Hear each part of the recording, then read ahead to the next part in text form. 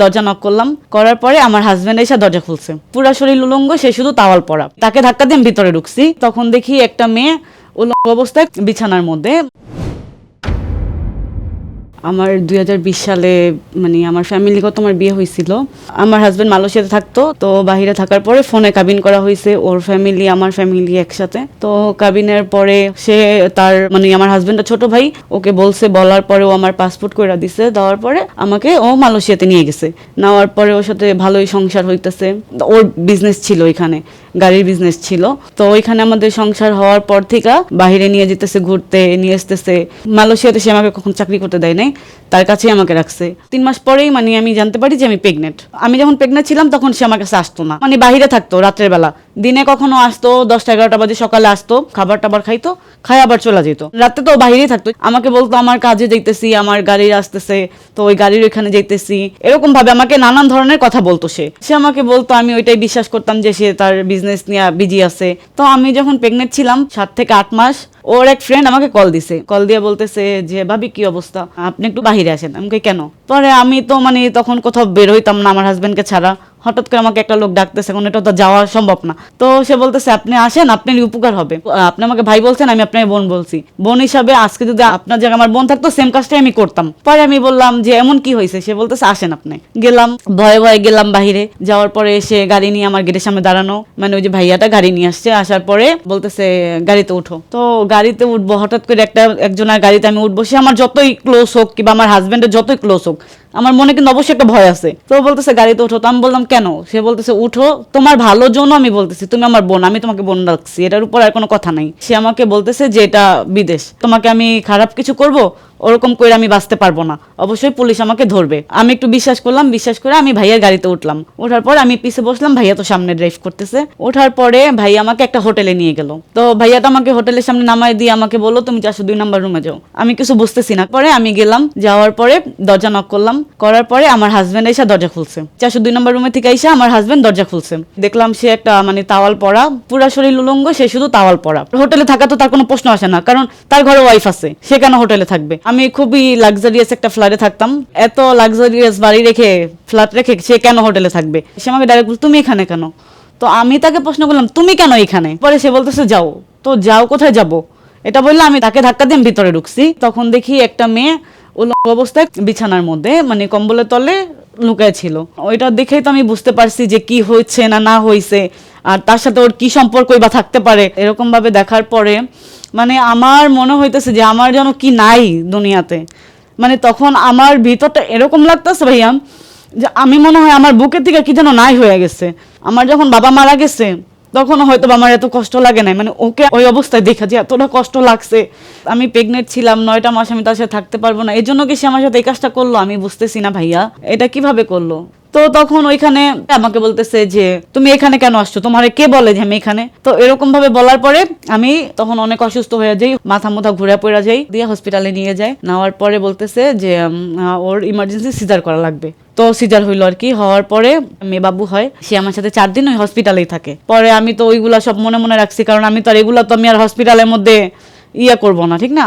পরে আমি যখন হসপিটালে থেকে বাসায় আসার পরে আমি বলতেছি আমি থাকবো না, আমি চলে আসবো। আমি বলছি আমার টিকিট করে দাও, বাংলাদেশ চলে যাবো, আমি থাকবো না, কিংবা তোমার সাথে আমি সংসার করবো না। মানে একটা হাজবেন্ডকে যদি একটা মেয়ে হাতে নাতে ধরে, তার সাথে তো আমি মনে করি না সংসার করার কোনো প্রয়োজন আছে, কারণ যেহেতু তার ওয়াইফ থাকার সত্ত্বেও সে আরেক মেয়ের কাছে যাইতেছে, তো আমার তো এখানে থাকার কোনো প্রশ্নই আসে না।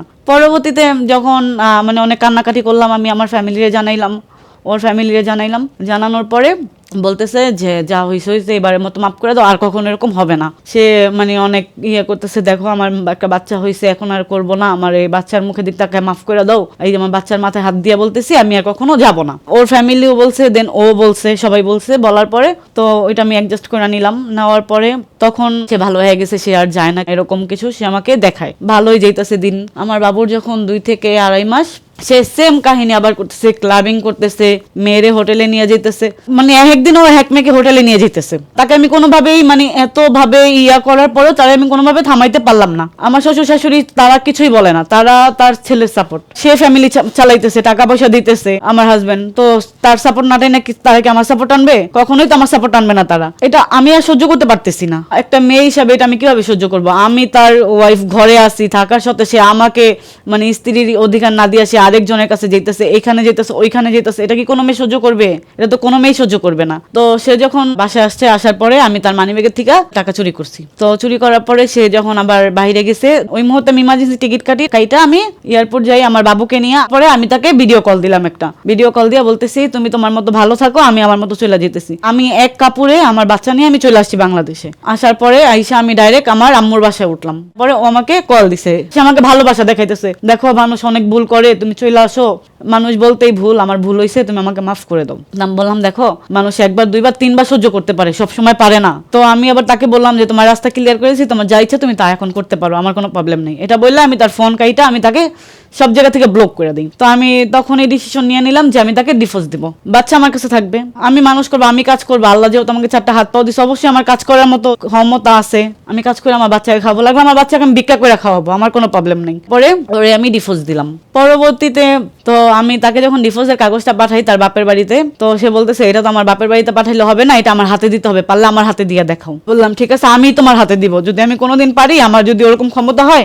আমি কোনো একদিন মালয়েশিয়া যে কাগজটা আমি তোমার হাতে দিব। তো বলতেছে তোমার ক্ষমতা থাকলে তুমি পারলে মালয়েশিয়া ঢুকা দেখাও। তো এই কথা বলার পরে ও আমাকে যে ভিসা করে দিছিল ওইটা সে ক্যান্সেল করে ফেলছে। পরে বললাম ওকে। তার 3 থেকে 4 মাস পরে যে কোনো মাধ্যমে আমি ভিসা করলাম, আমি মালয়েশিয়াতে গেলাম। তাকে আমি কল দিছি, কল দিয়ে বলতেছি যে এমন এমন আমি তোমাকে লোকেশন পাঠাইতেছি, এখানে তুমি আসো। পরে বলতেছে কেন, তুমি কি মালয়েশিয়াতে নাকি? পরে বললাম যে আমি কোথায় সেটা তুমি দেখতে পারবে, আমি লোকেশন দিলে এখানে তুমি আসো। তো আমি তার সাথে দেখা করলাম, দেখা করে ডিভোর্সের কাগজ দিলাম তার হাতে। তো সে আমাকে চ্যালেঞ্জ দিচ্ছে, আমিও তাকে চ্যালেঞ্জ জিতে দেখালাম। তখন কিছু করে না, কারণ তখন সে ভাবছে যে আমি মালয়েশিয়াতে আসছি, যে মানে আমার এখানে পরিচিত কেউ নাই, ঘুরা ফিরা ওর কাছে আমার যেতে হবে। সে তো ভাবছে ভাবছে যে আমি ডিভোর্স উঠাই নিবো, এরকম কিছু ভাইবা সে আমাকে কিছু বলে নাই, সে ওইটা নিয়ে চলে গেল। যাওয়ার পরে তো ওইখানে আমি চাকরি করা শুরু করলাম, নিজের মতো চাকরি করতেছি একটা হসপিটালে। তার কোনো হেল্প আমি নেই, তার সাথে আমি কোনো যোগাযোগ করতেছি না, আমার মতো আমি এখানে জব করতেছি। তখন কিন্তু ওই মুহূর্তে কিন্তু আমার বাবু কিন্তু অনেক ছোট, আমার বাবু কিন্তু তখন আমার মার কাছে ছিল। তো বাংলাদেশ আমার মার কাছে ছিল, থাকার পরে আমি আমার বাচ্চাকে মানুষ করার জন্য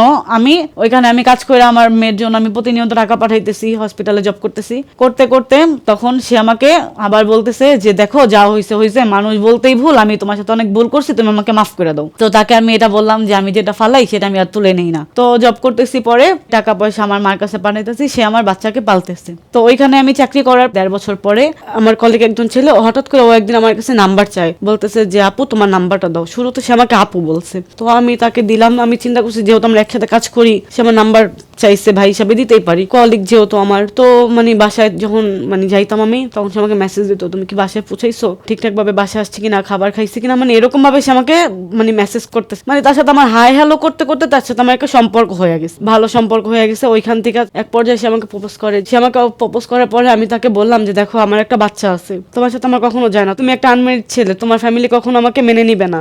তখন সে আমাকে বলতেছে যে আমার ফ্যামিলি তোমাকে খাওয়াবে না, আমি তোমাকে খাওয়াবো, কিংবা আমি তোমাকে বিয়ে করবো, আমার ফ্যামিলি তোমাকে কেউ বিয়ে করবে না, তোমার বাচ্চা মানে আমার বাচ্চা। সে আমাকে এরকম ভাবে ভাইয়া পটাইছে, সে আমাকে প্রতিনিয়ত মানে এতটাই কেয়ার করতো যা বলার মতো না। পরে ওইখানে অনেক মানুষই বিয়ে ছাড়া লিভিং এ থাকতেছে। তো তার সাথে সম্পর্ক হওয়ার 3 মাস পরে সে আমাকে অনেক বলতেছে সমস্যা নেই, আমি তোমাকে বিয়ে করব, তোমার যেহেতু একটা বাচ্চা আছে, তোমার বাচ্চা মানে আমার বাচ্চা, আমি তোমার সাথে সব যাই না শুনেই সম্পর্ক করছি, তো তুমি ভাইবো না যে আমি তোমাকে কখনো ফালাই দিব।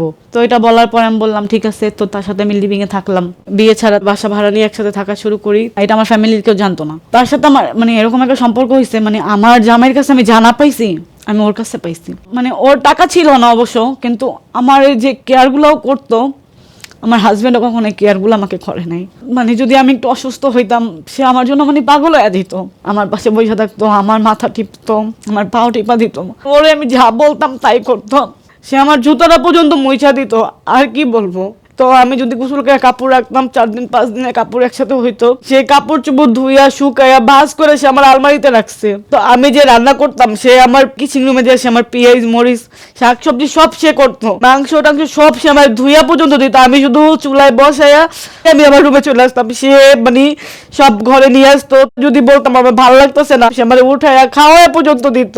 মানে সে আমার প্রতি এতটাই কেয়ার দেখাইছে, এতটাই সে আমার প্রতি ভালোবাসা দেখাইছে। এভাবে করে আমাকে কেউ ভালোবাসে নাই, কেয়ার করে নাই। ও যতটুকু করছে আমার জন্য, আমাকে ভালো রাখার জন্য যা যা করা লাগে ও করতো। ও একদিন আমাকে হঠাৎ বলতেছে, দেখো আমার সবাই আইফোন চালায়, আমারও আইফোন চালানোর শখ, এখন আমার মন চায় একটা আইফোন চালাইতে। তো ওই মুহূর্তে আমি তাকে আইফোন 13 প্রো ম্যাক্স কিনা দিই। আমি তার কোনো শখ অপূর্ণ রাখতাম না, তার মানে যার প্রয়োজন ছিল সে আমাকে বলতো, আমি তাকে তাই দিতাম। তাকে আমি গোল্ডের চেনও দিছি, একটা বাংলাদেশে 70,000 টাকা দিয়ে একটা গোল্ডের চেন কিনা দিছি। ও যে শার্টটা পরে ওই শার্টটাও আমার টাকার। তো আমি আমার মানে ফ্যামিলিতে কম টাকা পয়সায় দিতাম। আমি প্রেমিকের পিছনে আমি সব টাকা পয়সা ওর পিছনে আমি খরচ করতাম। তার ফ্যামিলির সাথে আমার যোগাযোগ আছে, তার ভাইয়ের সাথে আমার যোগাযোগ ছিল। পরে তার মানে ফ্যামিলিতে আমি প্রত্যেক মাসে 30,000 20,000 আমি মানে আমার যতটুকু মানে এবিলিটি ছিল আমি ততটুকু দিছি। দেওয়ার পরে তাদের গ্রামের বাড়িতে ছিল টিনের ঘর, এখন তাদের বাড়িতে পাকা ঘর, ওইটাও আমার টাকা দিয়া করা। তার ভাইয়ের পার্সোনাল বিকাশ নাম্বারে আমি টাকা দিছি। তো আমি তাকে তো এগুলো এমনি এমনিই দেই নাই, সে আমাকে ভালোবাসে কিবা আমি ফিল করতে পারছি যে না সে আমার খুব একটা আপন মানুষ। তো আমি তার পিছনে খরচ করব না, কার পিছনে খরচ করব, এজন্যই তাকে আমি দিছি। এইভাবে ভালো চলতেই ছিল। 3 বছর তার সাথে আমি একসাথে থাকতেছি, দুজন মানে অনেক ভালো ছিলাম, ভালো আছি। তো তার আবার মাঝখান দিয়ে বিচার শেষ হয়ে গেছে, সে বিচার রেনু করে নাই। ওই পর্যায়ে তাকে পুলিশ ধরে, ধরার পরে ওকে বাংলাদেশ পাঠায় দেয়। ও আমাকে কল দিছে যে এমন এমন, আমি তো বাংলাদেশ আসছি, আমার কাছে টাকা নাই, ফোনও নাই। পরে আমি বললাম ঠিক আছে আমি টাকা পাঠাইতেছি। তো আমি টাকা পাঠাইলাম ওর জন্য, 20,000 টাকা পাঠাইলাম। ওইখান থেকে ও ফোন নিল, ফোন নিয়া আমার সাথে কন্ট্যাক্ট ভালোই। যখন আমি বাংলাদেশ আসলাম, আসার পর থেকে ভাইয়া ও চেঞ্জ, মানে এখন ওর সাথে আমার কোনো ধরনের কোনো যোগাযোগ নাই। কিংবা ওর ফ্যামিলি যদি আমি ওদের মেসেজ দেই, কল দেই, ওর ফ্যামিলি আমার প্রতিনিয়ত ঠেট দিতেছে। যেখানে আমি কাজ কইরা ওর ফ্যামিলি চালাইছি, প্রত্যেক মাসে 20 থেকে 25,000 30,000 টাকাও দিচ্ছি, কোনো মাসে 50,000 টাকাও দিচ্ছি। তো এরকম ভাবে দেওয়ার পরে এখন বাংলাদেশে আসছে। আসার পরে এখন যদি আমি ওর কোনো ফোন দিয়া মেসেজ দেই, মানে ও আমাকে যদি আমার কণ্ঠ পায় আমার সাথে সাথে ব্লক করে দেয়। তো মানে আমার সাথে এরকমটা করার তোর কোনো মানে হয় না। আজকে আমার টাকা পয়সা খাইয়া আমার ফ্যামিলি থেকে আমাকে দূরে রেখা, ফ্যামিলি এইসব ব্যাপারে জানতে পারছে যে আমি একটা ছেলের সাথে থাকছি অবৈধভাবে, আমি টাকা পয়সা ওই ছেলেকে দিচ্ছি। আমার ফ্যামিলিকে আমি ওরকম ভাবে টাকা পয়সা দেই নাই, ওই ছেলেকে আমি না হলো 7 থেকে 8 লাখ টাকা দিচ্ছি। এগুলা ফ্যামিলি যাই না, আমার সাথে এখন কোনো যোগাযোগ নেই। এখন আমি আমার একটা ফ্রেন্ডের বাসায় আছি, মানে আমার ফ্যামিলির সাথে টোটালি আমার এখন কোনো যোগাযোগ নেই। বাচ্চা আমার আম্মুর কাছে, বাচ্চাও দেখতে দেয় না। দেশে আসছে আমি 2 মাস হয়েছে, 2 মাসের মধ্যে একদিন আমি আমার বাচ্চাও দেখতে পারলাম না, কিংবা আমার বাচ্চার সাথে আমি কথাও বলতে পারতেছি না। আর কিংবা ও আমার সাথে এরকম করতেছে, আমার সেই প্রেমিক এরকম করতেছে কি মানে ওর জন্য এমন কিছু মানে করি নাই আমি যে ও না বলতে পারবে, সবই করছি ওর জন্য। কিন্তু আমার সাথে লাস্ট পর্যায়ে এটা করে ঠিক হয় নাই ওর ভাইয়া। আমি টাকা পয়সা দিয়ে বলেন, সময় দিয়ে বলেন, নিজের শরীর দিয়ে বলেন, সব দিক দিয়ে আমি ওর জন্য করছি। বিনিময়ে কি আমি এটা পাইলাম ওর কাছে? আজকে আমি নিঃস্ব, আজকে আমি আমার ফ্যামিলির কাছে না জায়গা পাই, না আমি কোথায় জায়গা পাই, না আমার মানে কিছু আছে, আমি সব ধ্বংস। আমার এখন কিচ্ছু নাই। আমার ভুল কিছুই ছিল না ভাইয়া, আমার ভুল ছিল একটাই যে আমি বিয়া ছাড়া ওর সাথে থাকছি, এটাই আমার ভুল ছিল। এটাই আমার জীবনে সব থেকে ভুল, আর কিছু না। তার ফ্যামিলি আমাকে থ্রেট দেয়, আমাকে পুলিশে দিবে, এটা করবে এটা করবে, আমাকে পুলিশে দিবে। ওর সাথে আমি কেন যোগাযোগ করতে চাই? তো ওর সাথে আমি যোগাযোগ করবো না। আজকে আমার সব টাকা পয়সা ও খাইলো, আমার ফ্যামিলি থেকে আমাকে দূরে রাখলো, সব করলো। তো এখানে আমি ওর সাথে যোগাযোগ করবো না? আমি কি টিস্যু নাকি যে আমাকে ব্যবহার করে সে ফালাই দিবে? তো আমাকে এরকম ভাবে যে ভোগ করলো, এটাকে আমি কোনো প্রতিবাদ করবো না? এটার কি কোনো বিচার নাই? খালি কি দোষ আমার? তোদের দোষ নেই? সে আমাকে যে পরিমাণ ভালোবাসছে, আমি যখন বাইরে ছিলাম, এই জিনিসগুলো ভাইয়া কখনো ভুলার মতো না। আমি তো পারি না ভাই এই জিনিসগুলা ভুইলা থাকতে। কিভাবে থাকবে জিনিসগুলো আমি ভুইলা? একটা মানুষ এই স্মৃতিগুলো কিভাবে ভুইলা থাকতে পারে? তখন যে সে আমাকে যে পরিমাণ ভালোবাসছে, যে পরিমাণ সে আমাকে কেয়ার করছে, যাই করছে একমাত্র আমার টাকার জন্য করছে। তার ভালোবাসা ছিল পুরো মিথ্যা, আর কিচ্ছু না। আমাকে ভোগ করার জন্য, আমার টাকা খাওয়ার জন্য সে আমার সাথে মিথ্যা ভালোবাসার অভিনয় করছে। এটা আজকাল একটা ছেলেদের টেকনিক হয়ে গেছে আর কি। মেয়েদেরকে এইটাই বলি যে আমি যে ভুলটা করছি এই ভুলটা যেন আর কেউ না করে। এরকম ভাবে তোমরা লিভিং এ থাইকো না, কারণ তোমাদের টাকা পয়সা খাইয়া তোমাদের ভোগ কইরা চলে যাবে, এছাড়া আর কিছুই না। ছেলেদেরকে কখনো এরকম সুযোগ দিও না। যদি কোনো ছেলেকে পছন্দই হয় তাহলে ফ্যামিলিগত ভাবে সবাইকে জানিয়ে বিয়ে করো। এখন আপনারাই বলেন আমি কি করবো, আপনাদের কাছে আমি বিচার চাই, আর কিছু বলার নাই আমার। দর্শকদের উদ্দেশ্যে বলিছি আমি এখন কি করতে পারি, কিংবা আমার ফ্যামিলি কেউ নাই বিদায় আজকে আমার বাবা ভাই নাই থেকে কি মানে আমার সাথে এরকম করতেছে, আমি একা এর জন্য। দর্শকরা আমাকে পরামর্শ দেন কি করব, কি করতে পারি, ওই উদ্দেশ্যে আপনারা কিছু অবশ্যই বলে যাবেন।